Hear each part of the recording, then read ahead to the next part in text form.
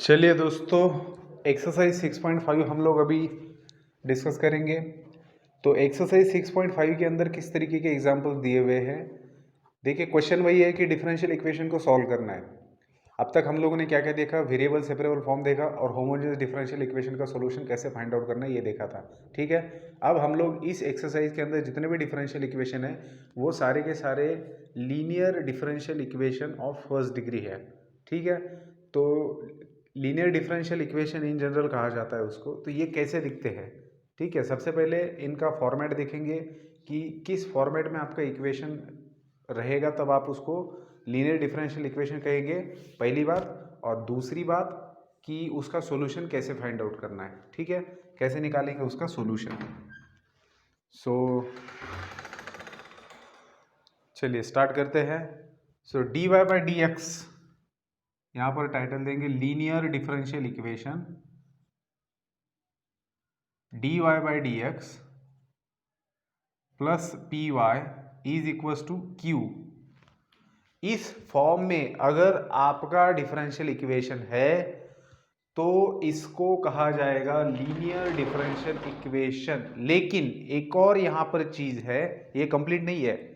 इसके अंदर p और q क्या है? So here p and q are functions of x और कांस्टेंट। तो यहां पर ये कंप्लीट हो जाता है। क्या कहा जा रहा है यहां पर कि अगर आपका दिया हुआ डिफरेंशियल इक्वेशन इस फॉर्म में है और इसके अंदर p और q क्या हो सकते हैं, या तो फंक्शन ऑफ x रहेंगे या फिर कांस्टेंट हो सकते हैं। अब यहां पर एक और चीज ध्यान में देनी है, आपको ध्यान में लेनी है क्या, कि अगर आपके डिफरेंशियल इक्वेशन में डिपेंडेंट वेरिएबल कौन है, इस डिफरेंशियल इक्वेशन में y है और इंडिपेंडेंट वेरिएबल कौन है, x है। तो दो तरीके से डिफरेंशियल इक्वेशन आ सकते हैं। देखिए, मतलब आपको लीनियर डिफरेंशियल इक्वेशन में ध्यान में क्या रखना है कि जो डिपेंडेंट वेरिएबल रहेगा वही वेरिएबल यहां पर रहेगा। तो कई बार ऐसे भी आ सकता है dx by D Y plus P x is equal to Q. अब यहां पर आपको एक चीज ध्यान में रखनी है कि जैसे यहां पर डिपेंडेंट वेरिएबल y था तो यहां पर का वेरिएबल y है। अब यहां पर डिपेंडेंट वेरिएबल x है तो वेरिएबल x है। लेकिन अब p और q क्या होगा, तो यहां पर इस वाले फॉर्म में, इस वाले इक्वेशन में आपका p और q होगा function of y independent variable या फिर कांस्टेंट। तो आपका डिफरेंशियल इक्वेशन इस फॉर्म में हो सकता है या फिर इस फॉर्म में हो सकता है। अगर इस फॉर्म में रहा तो जो भी इंडिपेंडेंट वेरिएबल है आपका p और q function of independent variable होता है। तो इस वाले फॉर्मेट में आपका p और q क्या होगा, function of independent variable that is y, या फिर कांस्टेंट तो हो ही सकता है। तो आपका डिफरेंशियल इक्वेशन या तो इस फॉर्म में दिखाई देगा या फिर इस फॉर्म में दिखाई देगा। ठीक है, तो और ये p और q अगर इस फॉर्मेट में है तो p और q क्या रहेगा, फंक्शन ऑफ x और कांस्टेंट। और अगर इस फॉर्मेट में है तो p एंड q होगा फंक्शन ऑफ y और कांस्टेंट। ठीक है, तो इस सब के एग्जाम्पल क्या है आपके सामने लिखे हुए हैं।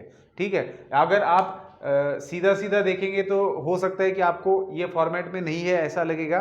तो यही हमारा सबसे पहला काम होता है, सॉल्यूशन जब हम लिखते हैं तो दिए गए इक्वेशन को सबसे पहले इस फॉर्मेट में लाना होता है।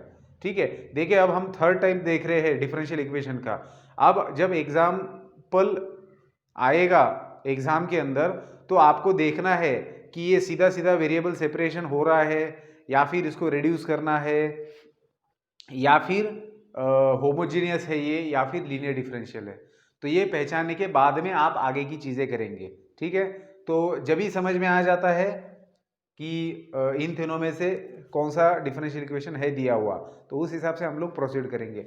अब यहाँ पर हमारे एक चीज समझ में आ चुकी है कि लीनियर डिफरेंशियल इक्वेशन किसको कहा जाता है। तो अगर आपका डिफरेंशियल इक्वेशन इस फॉर्मेट में दिया हुआ है विद दिस कंडीशन तो हम लोग उसको कहेंगे लीनियर डिफरेंशियल इक्वेशन। अब क्वेश्चन अराइज होता है कि how to solve this linear equation, क्योंकि वेरिएबल सेपरेशन हम लोग नहीं कर सकते इसका। ठीक है, तो अगर वेरिएबल सेपरेशन नहीं हो सकता तो इसको सॉल्व कैसे किया जाएगा। तो इसको सॉल्व करने के लिए हम लोग देखो, बेसिकली डिफरेंशियल इक्वेशन को सॉल्व करने के लिए हम लोग इंटीग्रेट करते हैं। ठीक है ना, जो भी अब तक हमने देखा है। तो क्योंकि डिफरेंशियल इक्वेशन ऑब्टेन ही होता है कैसे, डेरिवेटिव से, डेरिवेटिव लेने से ऑब्टेन होता है। तो अगर हम लोग उसको, अगर हमें उसका सॉल्यूशन फाइंड आउट करना है तो हमें उसको इंटीग्रेट करना पड़ेगा। ठीक है, तो जब भी डिफरेंशियल इक्वेशन को हम सॉल्व करते हैं तो हम लोग उसको इंटीग्रेट करते हैं। लेकिन इंटीग्रेशन करने के लिए हम लोग इंटीग्रेट बाद में करते थे जब उसको हम लोग उस सिचुएशन में लाते थे कि इंटीग्रेट कर सके, स्टैंडर्ड फॉर्म में लाते थे ना। तो अब तक हम लोगों ने यूज किया था वेरिएबल सेपरेबल फॉर्म, चाहे हमने होमोजेनियस डिफरेंशियल इक्वेशन सॉल्व किए हो या फिर बाकी जो भी ऑर्डिनरी डिफरेंशियल इक्वेशन है वो सॉल्व किए हो, उन सब में हमने वेरिएबल सेपरेबल फॉर्म ही अब तक यूज किया है। अब क्योंकि हमारे सामने लीनियर डिफरेंशियल इक्वेशन आया है तो कैसे इसको सॉल्व किया जाए, तो बेटा यहाँ पर मैं थ्योरेटिकली प्रूफ बताता हूँ कि इसका सॉल्यूशन कैसे निकाला जाता है, और फाइनली जो कंक्लूजन मिलेगा थ्योरेटिकल प्रूफ में, फिर वही जो सॉल्यूशन है वो हम डायरेक्टली इसके अंदर यूज करने वाले हैं। ठीक है, तो उसको पहले डिराइव करते हैं। चलिए, तो अब ले लेता हूँ मैं डिफरेंशियल इक्वेशन ले लेता हूँ एक, ठीक है, क्योंकि हम लोग अभी जनरल प्रूफ देखने वाले हैं। तो मेरे पास dy by D x plus P Y is equal to Q, ये जनरल फॉर्म है, plus P Y is equal to Q. ठीक है, ये लीनियर डिफरेंशियल इक्वेशन है where P and Q may be function of X और constant, कुछ भी हो सकता है दोनों में से। अब सबसे पहले मैं क्या करूंगा पता है, अब अभी मुझे इसको सॉल्व करना है, तो मैं e raise to P D X, इसको कहा जाता है इंटीग्रेटिंग फैक्टर। क्या कहा जाता है? Integrating factor. इंटीग्रेटिंग फैक्टर समझ रहे हो इसका मतलब क्या होता है? इंटीग्रेटिंग फैक्टर मतलब ये जिम्मेदार है इसको इंटीग्रेट करने के लिए। देखो, जब तक हम इस फैक्टर से या फिर इस टर्म से जब तक हम दिए हुए इक्वेशन को मल्टीप्लाई नहीं करते, तब तक ये इंटीग्रेशन के क्या कह सकते हैं उसको कि मतलब तब तक वो उस सिचुएशन में नहीं आएगा कि हम उसको इंटीग्रेट कर सके। तो इस वाले इक्वेशन को इंटीग्रेट कर, क्योंकि हमें इसको सॉल्व करना है तो इंटीग्रेशन तो करना पड़ेगा, तो इसको इंटीग्रेट करने के लिए, उस सिचुएशन में लाने के लिए, उस फॉर्मेट में लाने के लिए हमें मदद लेनी पड़ेगी एक इंटीग्रेटिंग फैक्टर की। बेसिकली इंटीग्रेटिंग फैक्टर बोला ही इसलिए गया है because this factor is responsible to integrate the given equation. इसका मतलब है कि ये इंटीग्रेटिंग फैक्टर है, इंटीग्रेट करने वाला फैक्टर है, इसके वजह से ये इंटीग्रेट हो पा रहा है। तो ये भी मैं जनरल बता रहा हूं आपको कि e raise to integration of P D x, ये जो टर्म हम लोगों ने यहां पर लिखा है, तो ये आपको हर एग्जांपल के अंदर फाइंड आउट करना है। अब ये कैसे फाइंड आउट किया जाएगा, तो आप दिए गए इक्वेशन को इस जनरल इक्वेशन से कंपेयर करेंगे और y का कोएफिशिएंट जो भी रहेगा वो p का वैल्यू रहेगा, तो वो आप इंटीग्रेटिंग फैक्टर फाइंड आउट करेंगे। चलिए अब जनरल इसका प्रूफ देखते हैं। तो हम लोग इस टर्म से पूरे इक्वेशन को मल्टीप्लाई करने वाले हैं। तो चलिए, multiplying by integrating factor to equation 1, we get equation 1 को हम इस इंटीग्रेटिंग फैक्टर से मल्टीप्लाई करते हैं। तो क्या मिलेगा बेटा? E raise to P D X D Y by D x plus P Y is equal to e raise to P D x into Q. अब ये जो भी दिख रहा है ना आपको, ये यहाँ पर ये जो दिख रहा है लेफ्ट हैंड साइड, तो ये बेसिकली लेफ्ट हैंड साइड क्या है पता है आपको? ये डेरिवेटिव है किसका? y into e raise to e to the power p D x का। अब आपको लग रहा होगा कैसे? देखिए, आपको डेरिवेटिव निकालना आता है, प्रोडक्ट रूल आपको पता है डेरिवेटिव का। ये एक फंक्शन है, एक दूसरा फंक्शन है, इस दो फंक्शन है जिनका प्रोडक्ट यहाँ पर दिया है, इसका हम लोग डेरिवेटिव निकाल रहे हैं विद रिस्पेक्ट टू एक्स। कैसे निकाला जाता है? पहला फंक्शन एज इट इज दूसरे का डेरिवेटिव प्लस दूसरा एज इट इज पहले का डेरिवेटिव। तो आप लोग इसका डेरिवेटिव निकाल के देखिए, आपको यही मिलेगा। तो अगर इन दो फंक्शंस का प्रोडक्ट जो है उसका डेरिवेटिव अगर ये आता है, तो इसकी जगह मैं ये लिख सकता हूँ बिल्कुल। चलिए, मैं क्या कर देता हूँ, मैं इसका डेरिवेटिव आपको लेकर बताता हूँ। अगर किसी को दिक्कत आएगी, वैसे आना तो नहीं चाहिए क्योंकि डेरिवेटिव हमने देखा है, फिर भी इस फैक्टर की वजह से लग सकता है कि आपको इसका डेरिवेटिव कैसे निकाल जाए। चलिए मैं डेरिवेटिव निकाल के बताता हूँ। पहला फंक्शन एज इट इज, दूसरे का डेरिवेटिव। अब ई रेस टू एक्स का डेरिवेटिव क्या होता है? E raise to X, so इसका डेरिवेटिव आएगा e raise to P D X, लेकिन ऊपर वाले का डेरिवेटिव फिर से लेना पड़ेगा। So D by D X of integration P D x. ठीक है, तो पहला फंक्शन एज इट इज, दूसरे का डेरिवेटिव प्लस दूसरा एज इट इज। समझ रहे हो ना, ये कंपोजिशन है, कंपोजिट फंक्शन है ई रेस टू। ठीक है, तो दूसरा एज इट इज, पहले का डेरिवेटिव क्या आएगा? D Y by D x. अब देखिए, देखो ये डेरिवेटिव और इंटीग्रेशन इनवर्स प्रोसेस होते हैं, तो ये कैंसल आउट हो जाएगा और आपके पास बचेगा क्या? y into e raise to P D x into P. ठीक है, ये कैंसिल हो जाता है, plus e raise to integration of P D x into D Y by D x. तो बेटा इन दोनों में कॉमन निकलेगा e raise to integral P D x और ब्रैकेट के अंदर बचेगा Y P plus D Y by D X. समझे? अब आप जरा देखिए ऊपर वाले को, ये और ये सेम दिख रहा है, तो इसका मतलब क्या? इसकी जगह मैं ये रिप्लेस कर सकता हूँ। ठीक है, तो आप लोगों को ये डेरिवेटिव अगर समझ में आया है तो आप पॉज करके लिख सकते हो, अगर लिखना है तो मैं इसको हटा देता हूँ। ठीक है, सो हम लोग यहाँ पर क्या कर रहे हैं, इसकी जगह पर मैंने ये रिप्लेस किया।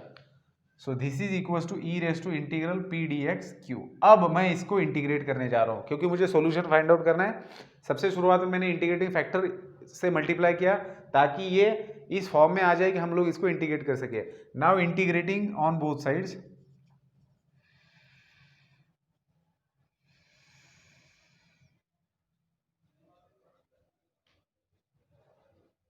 With respect to x.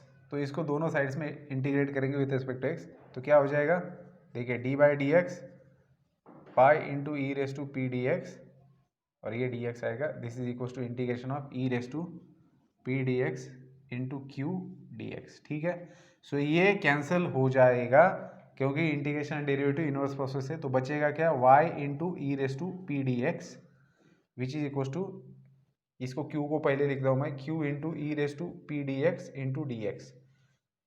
तो बेटा ये आ गया आपका जनरल सॉल्यूशन। यहाँ पर मैं कांस्टेंट लिख देता हूँ c। ठीक है, क्योंकि हमने इसको इंटीग्रेट किया है तो कांस्टेंट ऑफ इंटीग्रेशन आएगा। अब इसको फाइनली लिख देते हैं, this implies y into integrating factor is equal to integration of q into integrating factor dx plus c। So बेटा ये है आपका जनरल सॉल्यूशन जिसको आपको ध्यान में रखना है। ऐसा मान लीजिए कि लीनियर डिफरेंशियल इक्वेशन को सॉल्व करने के लिए आपका फॉर्मूला ही है। ठीक है, तो इन जनरल क्या आता है वो हमने फाइंड आउट किया है, ये प्रूफ है इसका। अब जब एग्जाम्पल सॉल्व करना है तब हम लोग क्या करेंगे, हम लोग ये सारे प्रोसेस करते नहीं बैठेंगे। ठीक है ना, चाहे वो बोर्ड में हो चाहे वो ऑब्जेक्टिव टाइप पूछा जाए, हम लोग क्या करेंगे, जैसे हमें पता चलता है कि ये लीनियर डिफरेंशियल इक्वेशन है तो हमारा काम क्या रहेगा, सबसे पहले इसको कंपेयर किया जाएगा स्टैंडर्ड इक्वेशन के साथ में। उससे हमें मिलेगा p का वैल्यू, p का वैल्यू मिल गया तो इंटीग्रेटिंग फैक्टर फाइंड आउट कीजिए। जैसे इंटीग्रेटिंग फैक्टर मिलता है हम लोग लिखेंगे therefore solution of given equation is this, या फिर बोल सकते हैं solution of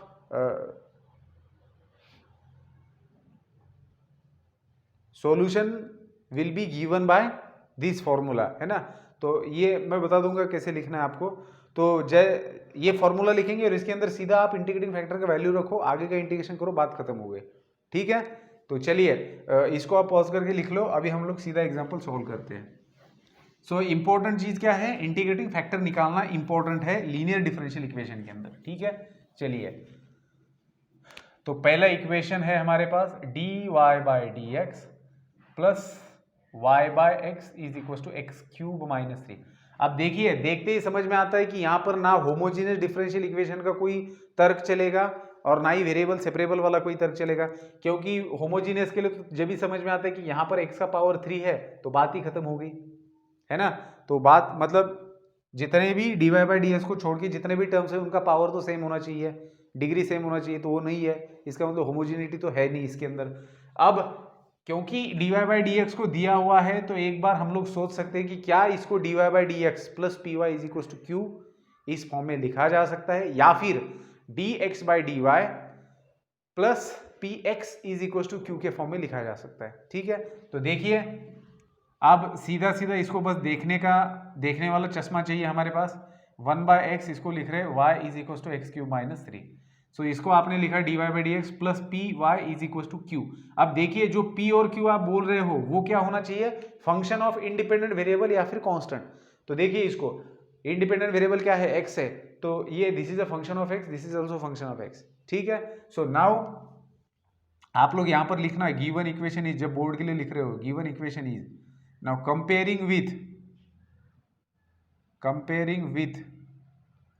dy by D x plus P Y is equal to q we get. इसको जब हम कंपेयर करेंगे तो क्या मिलेगा हमें, p is equal to 1 by x and q is equal to मिलेगा एक्स क्यूब माइनस 3। ठीक है, सो अब हमारा काम क्या है, इंटीग्रेटिंग फैक्टर फाइंड आउट करना है। So integrating factor is equal to e raise to integral of P D x. So this is equal to e raise to p का वैल्यू है 1 by x d x. So इसका integration क्या आता है, e raise to log x. ठीक है, सो आपको मिलेगा x, ये आ गया आपका इंटीग्रेटिंग फैक्टर। ठीक है, चलिए अब इंटीग्रेटिंग फैक्टर आपको मिल चुका है। सो इस इंटीग्रेटिंग आप सीधा क्या लिखेंगे, therefore solution of given differential equation is, क्या लिखना है, देखिए डिपेंडेंट वेरिएबल क्या है y, so y into integrating factor which is equals to integration of q into integrating factor dx plus c। समझ रहे हो बात को? तो ये फॉर्मूला कैसे देखो, अगर dy बाई dx है तो ये फॉर्मूला, अगर dx बाई dy है तो यहां पर आएगा x, यहां पर आएगा y dy, ठीक है ना। तो आगे है एग्जांपल बता दूंगा मैं। डिपेंडेंट और इंडिपेंडेंट वेरिएबल की तरफ ध्यान देते जाइए तो उस हिसाब से फॉर्मूले के अंदर चेंज होगा। अब लिखो यहां पर that is y into integrating factor क्या दिया है, इंटीग्रेटिंग फैक्टर है x which is equal to cube का वैल्यू कितना है एक्स क्यूब माइनस 3 इंटू करना है integrating factor that is x और dx प्लस c। चलिए अब आपको मिल रहा है that is x Y is equal to x से मल्टीप्लाई करो x raise to 4 minus 3x dx plus c, ठीक है। चलिए ऊपर का हटा देता हूं, आप लोग लिख सकते हो पॉज करके। So that is x Y is equal to, इसको इंटीग्रेट करना है x raise to 5/5 minus 3 times x square by 2, ठीक है। और इसका कांस्टेंट ऑफ इंटीग्रेशन हमने ले ही रखा है c, ठीक है। तो इसको एज इट इज ऐसे रहने दो, या फिर अगर आपको एलसीएम वगैरह लिखना है तो वो भी आप कर सकते हो, ठीक है। तो एलसीएम लेना है तो इसको c1 बोल दो ताकि फाइनली आप c लिख सको। ऐसा कुछ नहीं, कांस्टेंट कुछ भी लिखो कोई फर्क नहीं पड़ता, लेकिन दिखने वाली बात होती है कि भाई देखते समय अच्छा दिखे c, है ना। आप जो मर्जी लिख सकते हो। तो ये आ गया बेटा general solution of given differential equation.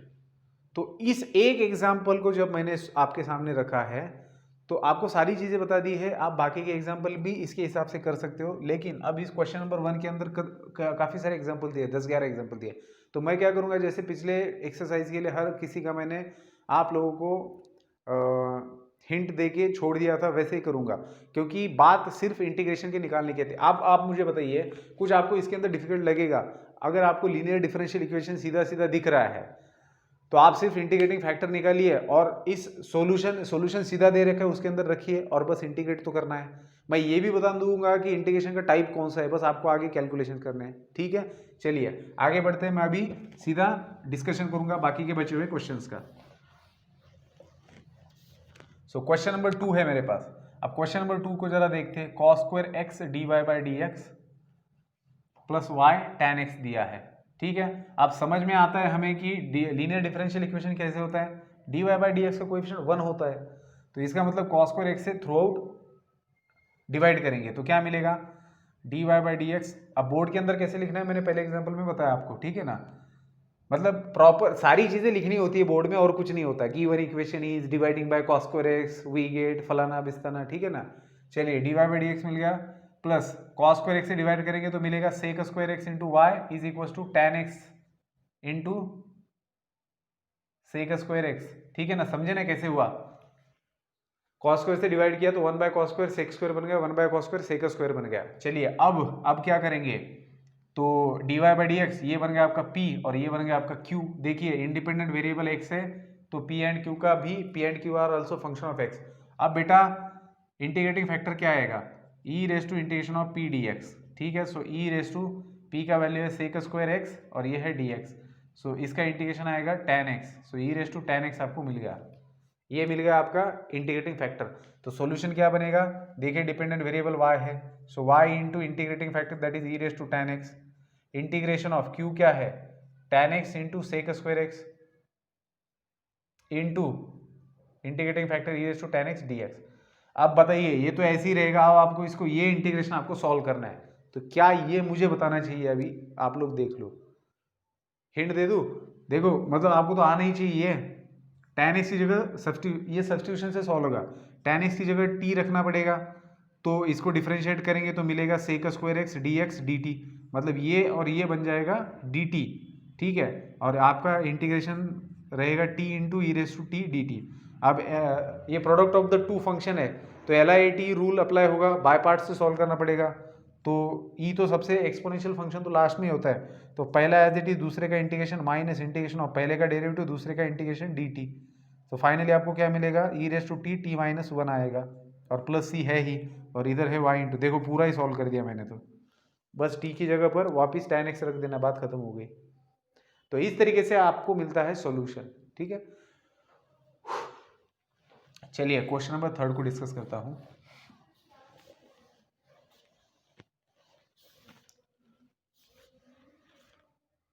So third है आपके पास x plus 2y³ dy/dx is equal to y। ठीक है, अब बेटा यहां पर देखिए, अभी अगर मैं इसको इसके नीचे ले जाता हूं तो क्योंकि यहां पर दो टर्म्स है तो डिनोमिनेटर को सेपरेट करना पॉसिबल नहीं होगा। इसके लिए मैं क्या करता हूं, इसको इधर ले जाता हूं, इसको इधर लाता हूं, that is x plus 2y³ divided by y which is equal to 1/dy/dx। अब इस तरीके के छोटे मोटे काम आपको समझ में आने चाहिए कि कैसे इसको स्टैंडर्ड फॉर्म में लाया जा सके। होमोजेनियस तो है ही नहीं, देखते ही पता चलता है सबका डिग्री अलग अलग है। इसको हम लोग लिख सकते हैं dx/dy। अब क्योंकि यहाँ पर y एक ही है डिनोमिनेटर तो इसको सेपरेट किया जा सकता है, तो करिए इसको सेपरेट करेंगे तो क्या मिलेगा, x/y plus 2y² is equal to dx/dy। समझे, इसलिए हमने ऐसे किया। अब हम इसको लिखेंगे लीनियर डिफरेंशियल इक्वेशन के स्टैंडर्ड फॉर्मेट में। तो क्योंकि हमारे पास अब देखिए dx/dy है तो मैं इसको उधर ले जाता हूँ। सो dx/dy इज, इसको इधर लाया तो -x/y और ये इसको एक ही साइड में रख देता हूँ 2y², इसको इसी साइड में रख देता हूँ। अब आप देखिए, मैंने आपको बताया था कि आपके पास दो तरीके के लीनियर डिफरेंशियल इक्वेशन हो सकते हैं। अब यहाँ पर देखिए डिपेंडेंट वेरिएबल क्या है, x है, और इंडिपेंडेंट क्या है, y है। तो जो भी डिपेंडेंट वेरिएबल होता है यहाँ पर वही होता है, और फंक्शन किसका होता है, y का होता है। तो इसको आप ऐसे नहीं लिख सकते dx/dy, यहाँ पर प्लस साइन होता है तो -1/y लिखेंगे आप into x which is equal to 2y²। तो देखिए this is a function of y, this is a function of y। तो ये फॉर्मेट कौन सा बन गया, dx/dy plus px is equal to q। तो p और q क्या है, फंक्शन ऑफ y है। ठीक है, तो अब हम क्या करेंगे, इंटीग्रेटिंग फैक्टर करेंगे। तो जब हमने इसको कंपेयर किया तो p का वैल्यू क्या मिला हमें, p का वैल्यू मिला यहाँ पर -1/y और q का वैल्यू क्या मिला 2y²। अब इंटीग्रेटिंग फैक्टर क्या रहेगा बेटा, e⁻∫ ऑफ p, पहले dx होता था अब यहां पर आएगा dy। क्यों, क्योंकि इंडिपेंडेंट वेरिएबल y है। सो e⁻⁻1/y dy। सो माइनस को बाहर ले लो, 1/y का इंटीग्रेशन आएगा log y। तो इसको जंपिंग प्रॉपर्टी अप्लाई करेंगे तो log ऑफ 1/y मिलेगा आपको। सो फाइनली 1/y आएगा आपका इंटीग्रेटिंग फैक्टर। ठीक है, तो ले दे के बाद बात वहीं पर पहुंच गई फिर से, मतलब माइनस की जगह प्लस आया। ठीक है, सो अब हमें इंटीग्रेटिंग फैक्टर मिल चुका है तो हम लोग सॉल्यूशन निकाल सकते हैं। कैसे, देखिए अब सॉल्यूशन कैसे लिखना है। सॉल्यूशन लिखते समय इस बात का ख्याल दिमाग में होना चाहिए कि भैया ये कौन से टाइप का लीनियर डिफरेंशियल इक्वेशन है। तो सॉल्यूशन क्या लिखेंगे, x इंटू इंटीग्रेटिंग फैक्टर, पहले क्या लिखते थे y इंटू इंटीग्रेटिंग फैक्टर। क्यों, क्योंकि उस टाइप का डिफरेंशियल इक्वेशन था। तो अब लिखेंगे x into integrating factor, this is equals to integration of q into integrating factor, और यहां पर आएगा dy और प्लस c। जब dy/dx वाला फॉर्मेट था तब क्या होता था, y रहता था और dx रहता था। अब सिंपली इसके अंदर वैल्यूज रख दो। सो 1/y आपका इंटीग्रेटिंग फैक्टर है, q का वैल्यू कितना था 2y² था into 1/y dy plus c। तो 1y तो कैंसिल हो गया, अब x/y लेफ्ट में है और 2 है तो इसका इंटीग्रेशन आएगा y²/2 प्लस c। तो 2 कैंसिल हुआ, so x/y is equal to y² plus c। ठीक है, तो ये मिल गया आपको जनरल सॉल्यूशन क्वेश्चन नंबर 3 का। ठीक है, चलिए अब मैंने आपको दोनों भी, मतलब इसके अंदर दो ही तो पॉसिबिलिटी थी, या तो आपका linear differential equation dy/dx form में रहेगा या फिर dx/dy फॉर्म में रहेगा। तो दोनों भी एग्जांपल अभी हो चुके हैं। चलिए अभी बाकी सिर्फ मैं हिंट देते रहूंगा और आगे बढ़ेंगे। सो क्वेश्चन नंबर 4 की बात हो रही है, dy/dx plus y into sec x is equal to tan x। अब मुझे बताइए इसके अंदर क्या बताऊं मैं आपको। क्लियरली आपको dy/dx plus P Y is equal to q form में दिया है। तो p आपके सामने है सेक एक्स और q है tan x। तो इंटीग्रेटिंग फैक्टर आप निकालेंगे कैसे, e⁻p⁑dx। ठीक है, सो e⁻p कितना दिया है, सेक एक्स dx। तो इसका इंटीग्रेशन क्या आता है, e⁻log of sec x plus tan x, log of sec x plus tan x। बात खत्म। अब सॉल्यूशन क्या लिखेंगे, y into integrating factor, that is integrating factor तो इस यहाँ पर बेस कुछ नहीं, मतलब ये होता है और log की प्रॉपर्टी यूज करो तो sec x plus tan x मिलेगा। log की प्रॉपर्टी पता है नहीं है, a raise to log m to the base a होता है तो इसका वैल्यू m होता है। यहाँ पर देखिए e है तो आंसर ये रहेगा।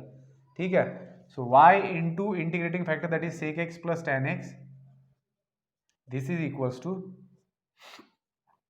आगे इंटीग्रल ऑफ q का वैल्यू कितना था tan x, सो ब्रैकेट के अंदर sec x into sec x plus tan x और ये dx है प्लस c। अब बताइए इंटीग्रेशन आएगा कि नहीं आएगा, आना चाहिए। tan x से अंदर मल्टीप्लाई करो sec x tan x और इससे मल्टीप्लाई करो तो simple integration sec x tan x का इंटीग्रेशन आएगा sec x, tan square x को लिखिए sec स्क्वायर x और उसका इंटीग्रेशन निकालिए। तो चलिए मैं इसके आगे नहीं बता पाऊंगा अभी, ठीक है, क्योंकि बहुत ही सिंपल इंटीग्रेशन है, आप लोगों को आना चाहिए। आगे बढ़ेंगे, ये था क्वेश्चन नंबर 4। अब देखते हैं 5, क्वेश्चन नंबर 5। क्वेश्चन भी हो चुके हैं तो इधर वाले क्वेश्चन हटा देता हूँ जितने हुए हैं, ठीक है। अब 5th वाला क्वेश्चन देखेंगे। सो 5th वाले के अंदर x into D Y by D X है मेरे पास, plus 2y is equal to X square into log X है, ठीक है। तो कुछ दिख रहा है आपको, D Y by D x का कोएफिशिएंट 1 होना चाहिए। सो x से डिवाइड करेंगे थ्रू आउट तो क्या मिलेगा, D Y by D x plus 2 by X Y is equal to X into log x. So y का कोएफिशिएंट दिख रहा है ये, तो p का वैल्यू क्या मिलेगा कंपैरिजन से 2 बाई एक्स और q का वैल्यू मिलेगा x into log x. So integrating factor आपको मिल रहा है e raise to integral of p d x. So e raise to integral of 2 by x d x, so e raise to 2 times इसका integration आएगा log x, तो e raise to log x का ये square बन जाएगा, यहाँ पर base कुछ नहीं मतलब e, तो x स्क्वायर आएगा integrating factor. So X square integrating factor आ गया तो सॉल्यूशन लिख देंगे y into X square is equal to integration of q क्या है, X square into log X into X square D x plus C, ठीक है। सॉरी x log x है, ये x log x है, ठीक है। ये है ना हमारा ओरिजिनल इक्वेशन। सो q है हमारा x log x और ये, तो यहाँ पर बाय पार्ट सप्लाई करना होगा आपको इसको इंटीग्रेट करने के लिए। x into X square x cube है और log x है, तो log x पहला टर्म रहेगा आपका बाय पार्ट सप्लाई करने से पहले और दूसरा टर्म रहेगा एक्स क्यूब। तो बाय पार्ट सप्लाई कीजिए, पहला फंक्शन एज इट, दूसरे का इंटीग्रेशन माइनस इंटीग्रल ऑफ पहले का डेरिवेटिव दूसरे का इंटीग्रेशन, बात खत्म। लिख दो जनरल सॉल्यूशन और पीछे आंसर चेक करो। आगे बढ़ेंगे क्वेश्चन नंबर 6। ये डिफरेंशियल इक्वेशन का ऐसी है, एक बार आपको बता दिया तो बाकी के बस आंकड़े चेंज होते हैं, आपको प्रैक्टिस करना होता है खुद। इंटीग्रेशन हो सकता है अलग अलग तरीके का हो। अब x plus y d Y by D x is equal to 1। देखो भाई इसमें इसके अंदर कंफ्यूज मत होना। कई बार बच्चे क्या करते हैं, ब्रैकेट को देखते नहीं, ब्रैकेट को वैल्यू नहीं देते हमारे यहाँ पर। अब ब्रैकेट को अगर आप वैल्यू नहीं देंगे तो काफ़ी गलतियाँ हो सकती है, क्योंकि आपका जो x है वो ब्रैकेट के अंदर है। कई बच्चे ब्रैकेट को भूल जाते हैं और x को उधर ले जाके सेपरेट करते हैं और उनको लगता है कि हम वेरिएबल सेपरेबल फॉर्म जगह पे अप्लाई कर देंगे, क्योंकि अगर यहाँ पर ब्रैकेट नहीं रहेगा तो फिर तो एग्जाम्पल बहुत सिंपल हो जाएगा। ये तो ओरली भी आप सॉल्व कर सकते हो, है ना, क्योंकि आप वेरिएबल को सेपरेट कर पाएंगे सिंपल तरीके से। x को उधर ले जाओ, dx इधर लाओ, बात खत्म हो गई। लेकिन क्योंकि यहाँ पर ब्रैकेट दिया है तो इसका मतलब है कि dy बाई डी एक्स दोनों को मल्टीप्लाइड है। अब इस सिचुएशन में आपको क्या करना पड़ेगा, तो x प्लस वाई को ऐसे ही रहने देते हैं, इसको उधर ले जाते हैं, that is 1 by D Y by D x. तो इसका मतलब होता है dx by D y. So this is x plus y d x by D y. अब कुछ हो सकता है, क्या हो सकता है, देखिए x को उधर ले जाइए, so y is equal to d x by D y minus x, that is आप लोग इसको लिख सकते हो d x by D y minus x is equal to y. तो यहाँ पर देखिए डिपेंडेंट वेरिएबल x है, इंडिपेंडेंट वेरिएबल y है, ठीक है। तो ये dx बाई डी वाई वाला किस्सा बन चुका है। तो यहाँ पर p आपको मिलेगा -1 और q है y, तो इंटीग्रेटिंग फैक्टर क्या रहेगा, e raise to P D X. Integrating factor देखिए, so e raise to -1 dx मतलब क्या, e रेज टू -x, इसका इंटीग्रेशन आएगा -x। तो e रेज टू -x आपका इंटीग्रेटिंग फैक्टर है। तो सॉल्यूशन क्या आएगा बेटा, क्योंकि ये dx बाई डी वाई है तो सॉल्यूशन आएगा x into integrating factor that is e raise to -x। Integration of q का वैल्यू क्या था, कहाँ गया q, ये q y है, y इंटू इंटीग्रेटिंग फैक्टर क्या है, e रेज टू -x और मल्टीप्लाई dy से करना पड़ेगा, ठीक है। अरे यहाँ पर मैंने गलती कर दी, sorry, e raise to dy आना चाहिए यहाँ पर, ठीक है ना। तो ये e रेज टू -y आएगा, समझ में आ जाता है जब भी। देखो अभी ये गलती की थी मैंने, कैसे समझा मैं, क्योंकि मुझे इंटीग्रेट करना है तो विथ रिस्पेक्ट टू y है, तो सबका सब y होना चाहिए, यहाँ पर x कैसे आ गया, तो जब भी गलती पकड़ में आ गई। ठीक है, तो ये y है, तो बस बात खत्म है। एक्सपोनेंशियल फॉर्म है, प्रोडक्ट ऑफ टू फंक्शन है, इंटीग्रेशन बाय पार्ट्स अप्लाई कर दो, सॉल्व करो, बात खत्म। ठीक है, चलिए आगे बढ़ेंगे क्वेश्चन नंबर 7 की तरफ। मैं हिंट भी दे रहा हूं तो 90% प्रॉब्लम सॉल्व ही हो जाना है, आपको बस इंटीग्रेट ही तो करना है। ठीक है ना, तो x plus A D Y by D X है माइनस 3y। देखते ही पता चलता है भाई ये होमोजेनियस तो हो ही नहीं सकता। D Y by D X के कोएफिशिएंट को खाली कर दो, वन ही कोएफिशिएंट होना चाहिए, तो x प्लस ए से डिवाइड करो थ्रू आउट इक्वेशन, तो ओरिजिनल इक्वेशन बनेगा minus 3y X plus A into Y which is equal to X plus A whole raise to 4। तो अब ये फॉर्मेट कौन सा है, D Y by D x plus P Y is equal to Q वाला है। सो आप इस बात को ध्यान में रखिए कि यहाँ पर हमेशा स्टैंडर्ड फॉर्म में पॉजिटिव साइन होता है, तो यहाँ पर पॉजिटिव करेंगे तो अंदर नेगेटिव चला जाएगा, तो p का वैल्यू क्या रहेगा माइनस 3 एक्स प्लस ए। बच्चे इतनी छोटी भी गलती कर देते हैं बच्चे, ये देखते ही नहीं कि स्टैंडर्ड फॉर्मेट में आपके पास D Y by D x plus P Y दे रखा है ना, तो अगर स्टैंडर्ड फॉर्म में प्लस पी वाई दिया है तो यहाँ पर भी प्लस ही करना पड़ेगा, तो यहाँ पर अगर प्लस करते हो तो अंदर माइनस साइन देना है। तो अगर आप इस चीज को भूल जाते हो तो आप p का वैल्यू क्या लेंगे, पॉजिटिव लेंगे। अगर ये negative sign as it is यहाँ पर रखता है तो आप y का कोएफिशिएंट नेगेटिव लेते ही नहीं हो, पॉजिटिव लेते हो, तो आपका इंटीग्रेटिंग फैक्टर गलत आएगा, इंटीग्रेटिंग फैक्टर गलत आया तो सॉल्यूशन भी गलत। मतलब एक सिंबल की वजह से आप पूरे 3 मार्क का क्वेश्चन खा जाते हो, समझे। सो ये आपका p है और q क्या है आपका x plus A raise to 4। तो इंटीग्रेटिंग फैक्टर क्या आएगा, सिंपल है, integrating factor e raise to P D X है। इसका मतलब क्या, e raise to minus 3 by X plus A D X, that is e raise to minus 3 को बाहर निकालिए, log of mod x plus A रहेगा, and that is e raise to log of x plus A raise to minus 3। तो यहाँ पर base कुछ नहीं मतलब e, तो finally x plus A raise to minus 3 that is 1 by X plus A raise to 3 आएगा आपका integrating factor. अब अगर ये आपका इंटीग्रेटिंग फैक्टर है बेटा तो सॉल्यूशन डायरेक्टली लिख सकते हो आप y इंटू इंटीग्रेटिंग फैक्टर और इंटीग्रेशन कर दीजिए। ठीक है, चलिए ये था क्वेश्चन नंबर 7। टाइम देख लेता हूँ एक बार। सो टाइम 30 मिनट्स हो चुके हैं, मैं यहाँ पर इस वीडियो को रुका देता हूँ और नेक्स्ट वीडियो में आगे का कंटिन्यू करता हूँ।